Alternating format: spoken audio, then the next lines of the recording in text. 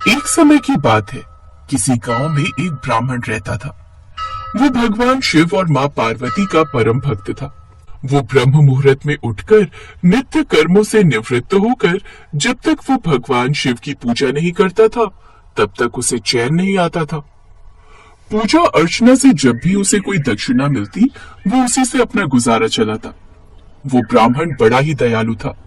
जब भी उसे कोई जरूरतमंद मिलता, तो वो अपनी क्षमता अनुसार उसकी मदद जरूर करता। इस तरह वो ब्राह्मण गरीबी में अपना जीवन व्यतीत करता था। उसकी इस दानी प्रवृत्ति से उसकी पत्नी बड़ी नाराज रहा करती थी।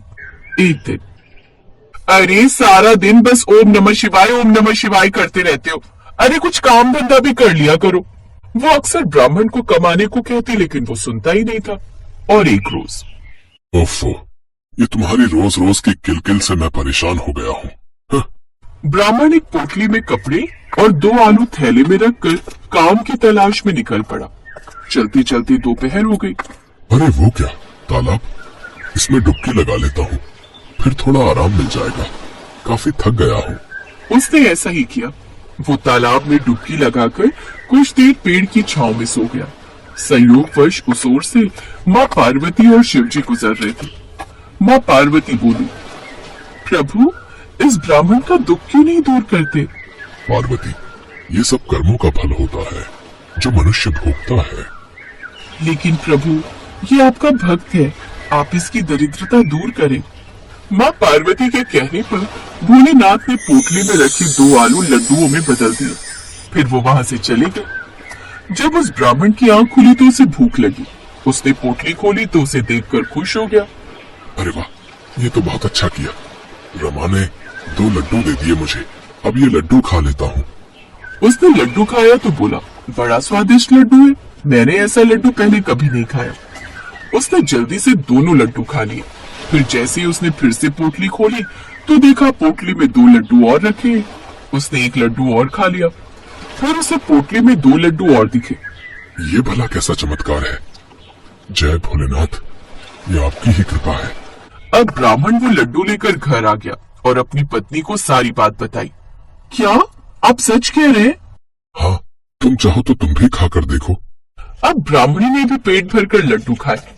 ये तो सचमुच कोई चमत्कार है, जो बार बार ये लड्डू खत्म ही नहीं हो रहे और इनका स्वाद तो लाजवाब है। मैं क्या कहती हूँ, क्यों ना आप लड्डुओं का ही काम खोल ले, इससे अच्छी कमाई भी हो जाएगी। विचार तो बहुत ही अच्छा है। अब उन्होंने लड्डुओं की दुकान खोल ली। उन 2 लड्डुओं से ही कई लड्डू दुकान में भर गए। इतने स्वादिष्ट लड्डू खाकर तो ग्राहक बार बार उनके पास आते। कमाल है, इस ब्राह्मण के पास न तो कारीगर है और न ही लड्डुओं का सामान। फिर ये लड्डू बनाते कहाँ होंगे? अरे कहीं भी बनाते होंगे भैया, हमें क्या है, हमें तो बस खाने से मतलब है। अब ब्राह्मण के दिन बदल गए और वो काफी अमीर हो गया। उसने खुद का बड़ा घर बना लिया। लेकिन अब नगर के एक आदमी को उस पर शक होने लगा। एक रोज उस पोटली का राज उसको पता चल गया और उसने जाकर राजा को बता दिया। तो जाओ और वो पोटली उससे ले आओ। सैनिक जाकर वो पोटली उससे ले आए। उस पोटली के जाते ही ब्राह्मण के फिर से वही हाल हो गए। आप परेशान मत होइए जी, आप फिर से उसी स्थान पर जाइए और जो जो आपने पहले किया था वही सब आप फिर से करिए। क्या पता आपको वो पोटली मिल जाए। ठीक है, मैं फिर से वैसे ही जाता हूँ। अब ब्राह्मण फिर से उसी स्थान पर जाता है और उस तालाब में नहाकर फिर पोटली पास में रखकर भोलेनाथ को याद करते हुए उस पेड़ के नीचे सो गया। तब फिर से भोलेनाथ और माता पार्वती वहां से गुजरे। अरे, ये तो वही है ना प्रभु, जिसको आपने लड्डू दिए थे, लेकिन इसकी आर्थिक स्थिति आज भी वैसी ही है जैसी 3 साल पहले थी। तब महादेव ने अपने चमत्कार से उसकी पोटली में 2 ईंटें रख दी और बोले, अब इस ब्राह्मण को इसकी पोटली वापस मिल जाएगी। वो दोनों वहां से अंतर्ध्यान हो गए। कुछ देर बाद ब्राह्मण जागा तो उसे भूख लगी। उसने जल्दी से पोटली खोली तो उसमें 2 ईंटें थी। वो ईंटें उछलकर उसके माथे पर लग गई। अरे प्रभु, ये क्या? वो ईंटें लेकर ब्राह्मण घर पहुंचा। अरे, ये चोट कैसे लगी? फिर ब्राह्मण ने सारी बात बताई। अब रमा को सब समझ आ गया। उसने कहा, मैं सब समझ गई। अब आप राजा के पास संदेश पहुंचाइए कि या तो वो हमारी पोटली वापस कर दे या हमारे साथ युद्ध करे। राजा के पास ब्राह्मण का संदेश पहुंचा तो उसे यह संदेश बड़ा अटपटा सा लगा। उसने ब्राह्मण को लेने के लिए सैनिक भेज दिए। जब सैनिक उन्हें जबरदस्ती खींचकर ले जाने लगे तो उसने वो पोटली खोल दी और उसमें से ईंटें उछल उछल कर सैनिकों को मारने लगी और वो सभी उल्टे पांव लौट गए। फिर राजा खुद वो पोटली लेकर वहां पहुंचा। उसने ब्राह्मण को वो पोटली लौटा दी, साथ ही दुश्मनों से युद्ध के लिए वो ईंट वाली पोटली उससे ले ली ताकि अब कभी भी दुश्मनों से लड़ाई हो तो वो ईंट अपने आप उस पर वार कर दे। अब राजा खुशी खुशी वो ईंट वाली पोटली लेकर वहां से चला गया। एक बार की बात है, भोलेनाथ और माँ पार्वती पृथ्वी लोक पर भ्रमण के लिए निकले थे। चलते चलते उनकी नजर एक गरीब पति पत्नी पर पड़ी जो अपनी गरीबी से बड़े दुखी थे। मेरी तो कुछ समझ में नहीं आ रहा, हमारे दुख के दिन कब खत्म होंगे। हमारे पड़ोस में जो मदन रहता है जानती हो, उसने कल ही एक नई दुकान खरीदी है। हमारा भाग्य न जाने कब चमकेगा। उसके भाग्य में अमीर होना लिखा था, हमारे में नहीं। सब भगवान की इच्छा अनुसार ही होता है। पता नहीं हमारे अच्छे दिन कब आएंगे। प्रभु की कृपा ना जाने हम पर कब बरसेगी। ना जाने कौन से बुरे कर्मों की सजा हमें मिल रही है। उनकी ये बातें माँ पार्वती और भोलेनाथ ने सुन ली। माँ पार्वती बोली, भोलेनाथ आप चाहे तो पल भर में ही इन्हें अमीर बना सकते हैं। हाँ, लेकिन अभी इनके भाग्य में अमीर होना नहीं लिखा। ऐसा कहकर वो आगे चले तो माता पार्वती की नजर एक अमीर साहूकार और उसकी पत्नी पर पड़ी। सुनिए जी, मुझे अभी 10,000 रुपए चाहिए। मुझे अपने बच्चे को उसकी पसंद के कपड़े और खिलौने दिलवाने हैं। ठीक है, कल मुझसे पैसे ले लेना। ये सब देख माँ पार्वती बोली, महादेव मैंने देखा है धरती पर आप गरीब लोगों को और दुख और अमीर लोगों को और सुख देते हैं। ऐसा क्यों भला? जिन लोगों ने अपने जीवन को अच्छे कर्मों से सुंदर बना रखा है, भला उन्हें दुख कैसे मिल सकता है? इस संसार में हर मनुष्य अपने कर्मों का फल भोगता है। सबके पास सब कुछ नहीं होता। मनुष्य के पिछले जन्मों का कर्म उसे इस जन्म में भुगतना ही पड़ता है।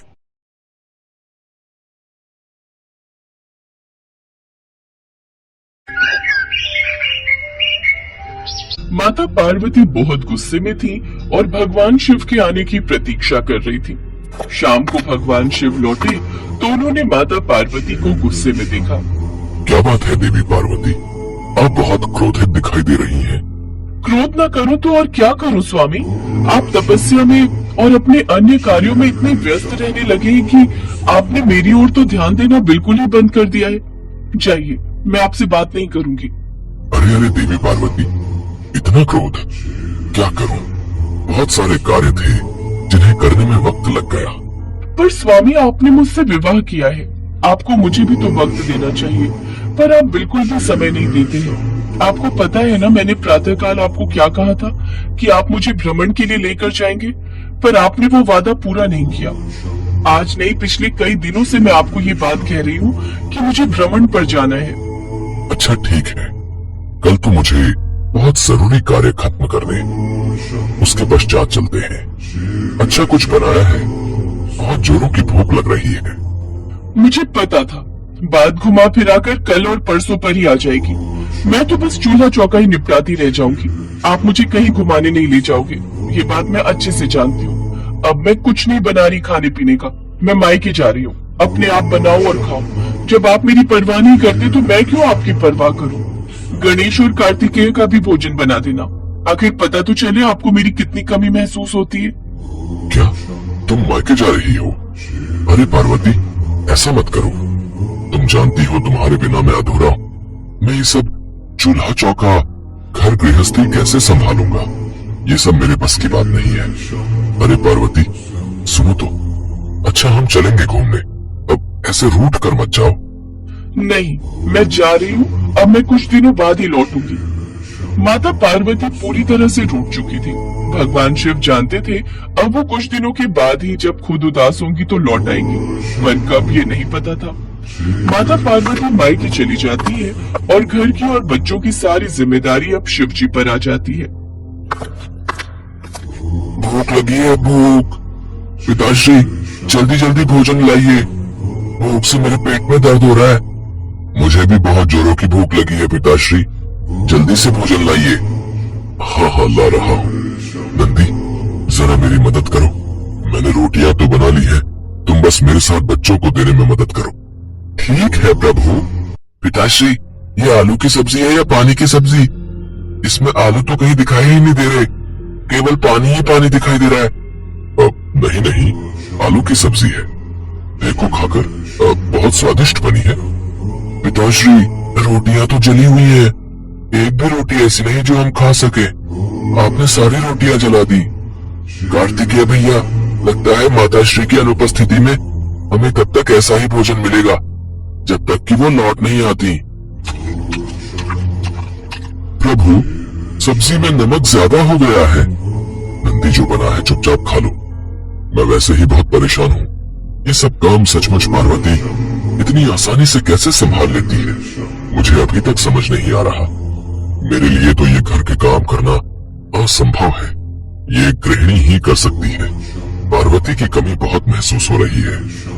कुछ देर बाद गणेश जी और कार्तिकेय खेलने के लिए चले जाते हैं। इधर शिव जी बहुत परेशान थे, उन्हें माता पार्वती की बहुत याद आ रही थी, इसलिए उनका कहीं भी मन नहीं लग रहा था। दैत्यों को जब ये बात पता चली कि शिव जी कैलाश पर्वत पर बिल्कुल अकेले हैं, तो फिर वो कैलाश पर आक्रमण करने के बारे में सोचने लगे।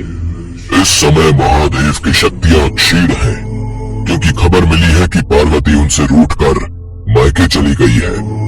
फिर तो हमारे पास अच्छा मौका है, शिव जी को बंदी बनाकर हम कैलाश के साथ साथ पूरी सृष्टि को जीत सकते हैं। हाँ चलो फिर हम कैलाश पर आक्रमण बोल देते हैं। इस समय वैसे भी पार्वती शिव से नाराज है, तो शिव की शक्तियां तो वैसे ही कमजोर हो गई होंगी।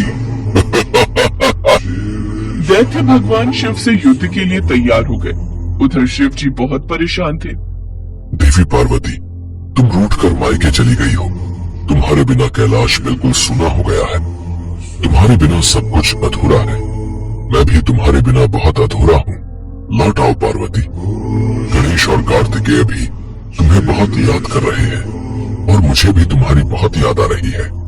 गणेश और कार्तिकेय हनुमान के घर से खेल कर आएंगे तो उन्हें भूख लगेगी, उनके लिए कुछ खाने का बना लेता हूँ। शिव जी बच्चों के लिए भोजन बनाने लगे। दैत्य सब कुछ देख रहे थे। मौका अच्छा है, चलो कैलाश पर आक्रमण कर दो और शिव को बंदी बना लो। आक्रमण! तभी माता पार्वती आ जाती है। स्वामी कहाँ हो? ये देखो मैं कुछ दिनों के लिए मायके क्या चली गई, आपने घर पर ध्यान देना बिल्कुल छोड़ दिया। क्या करूं पार्वती, तुम्हारे बिना मैं अधूरा हूँ। तुम चली जाती हो तो मेरी शक्तियां भी क्षीण हो जाती हैं, इसलिए मुझसे कभी भी रूठ कर मत जाना। स्वामी अब मैं रूठ कर कभी भी मायके नहीं जाऊंगी। मुझे पता है कि दैत्य इसी प्रतीक्षा में रहते हैं कि कब शिव और शक्ति अलग हो और ये कैलाश पर हमला करे। इनका कोई भरोसा नहीं, मेरे पीछे से ये मेरा इतना सुंदर घर तोड़ फोड़ देंगे। स्वामी चलिए आज हम इन्हें सबक सिखाई देते हैं। भागो भागो, नहीं तो ये हम सबको मार देंगे। भगवान शिव और माता पार्वती को एक साथ देखकर दैत्य घबरा गए और वापस दैत्य लोग भाग गए। माता पार्वती जोर से हंसी, उन्हें हंसता देखकर भगवान शिव भी हंसने लगे। नंदी सहित समस्त शिवगण भी माता पार्वती को वापस लौटा देखकर बहुत खुश थे। गणेश जी और कार्तिकेय जी भी लौट आए थे। माता पार्वती को देखकर वे भी बहुत खुश हुए।